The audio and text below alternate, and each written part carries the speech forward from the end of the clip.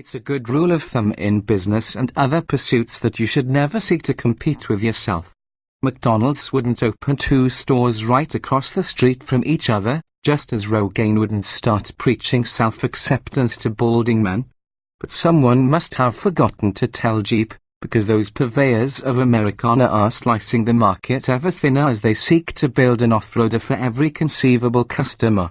The Jeep Compass, redesigned for 2017 to more closely resemble its big brother the Grand Cherokee, slots in between Jeep's smaller Renegade and larger Cherokee. It's a useful size and a well-executed vehicle, despite some performance hiccups. Strong sales for the redesigned model suggest that Jeep's inter-family competition is actually a good thing for the brand. High's fresh new look, loads of available technology, genuine off-road capability. Low's 9-speed automatic needs refinement, brakes are too grabby, option packages are expensive. Verdict: the Compass is greatly improved after a redesign, but on-road performance is lackluster and the powertrains leave us cold. What's new for 2018? Fresh off a total redesign for 2017, the Compass is almost completely unchanged for 2018.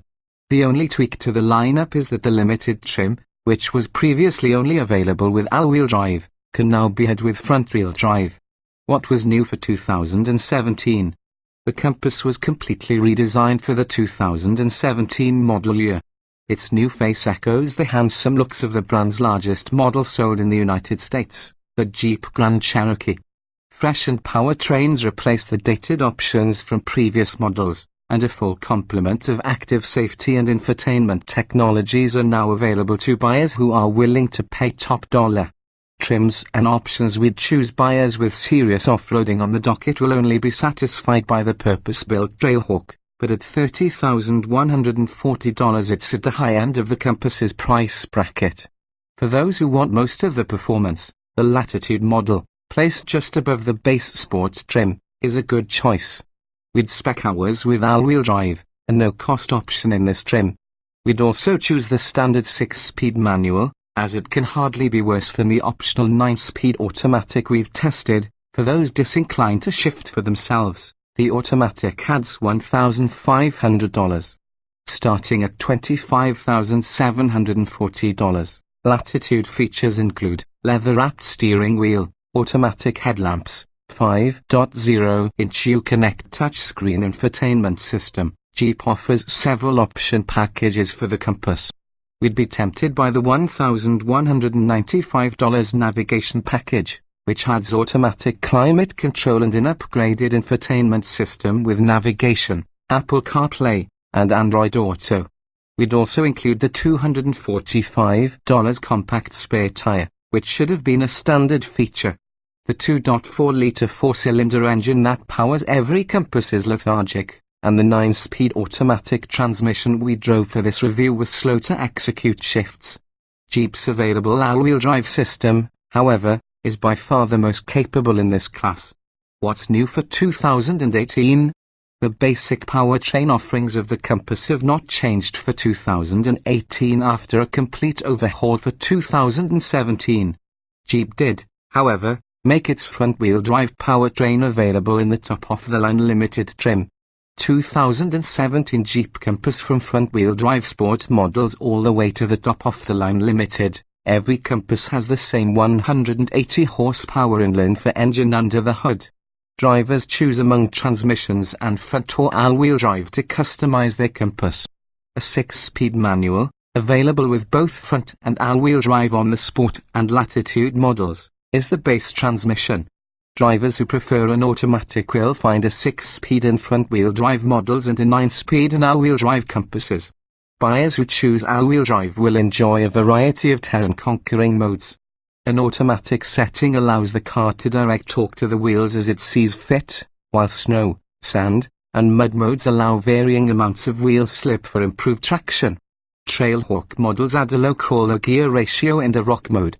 In rock mode, the Compass stays in first gear and directs torque only to the wheels that can find grip. Despite running in a class with several smaller vehicles, including some that are only available with front-wheel drive, the Compass is about as efficient as most competitors. Better yet, The gap in fuel economy between front and all-wheel drive Compass models is small, and it didn't disappoint in our real-world tests. What's new for 2018? Jeep made front-wheel drive the standard offering in the Compass's up-level limited trim. That setup was previously only available in lower trim models. The EPA's ratings for the Compass have not changed, but with the addition of this new model, buyers can now choose the Compass's more efficient powertrain without foregoing the improved feature availability in upper trim levels. 2017 Jeep Compass. Predictably, front-wheel drive Compasses are more efficient than all-wheel drive models, but every model still manages to be rated at or above 30 miles per gallon on the highway.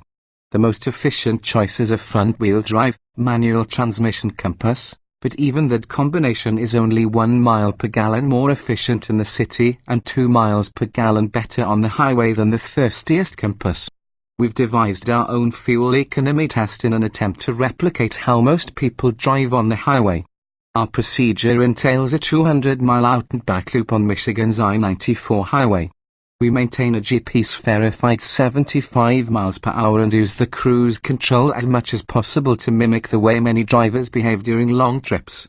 The Compass Trailhawk we tested fell short of its EPA rating by 1 mile per gallon over the course of our 200-mile test, the same deficit we recorded in a Kia Soul and a Honda HR-V. The Compass was in the running with nearly every car tested here, but not at the front of the pack.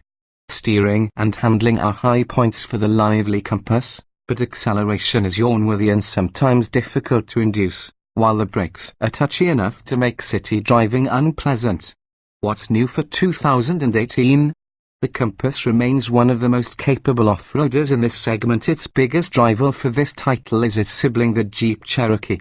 Its on-road performance characteristics haven't changed for 2018 and remain somewhat underwhelming.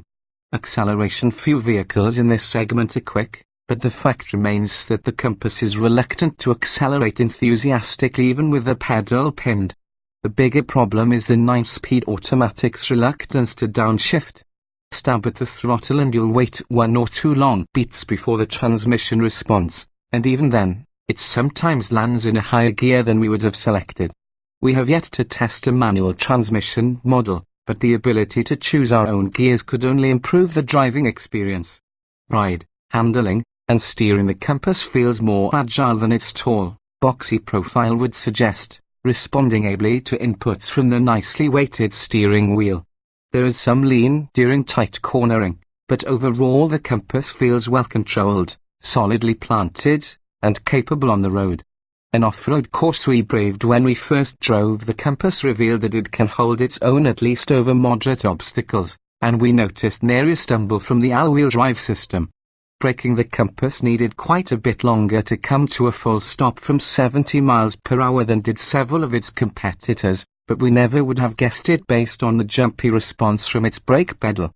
Part of the blame for that long stopping distance may be due to the trim-specific off-road ready tires that our Trailhawk test vehicle wore, but we've experienced the overeager brake feel in multiple versions of the Compass that we have driven. Those same off-road oriented tires may have also contributed to its mediocre grip in our maximum cornering test, which was the weakest of its competitive set.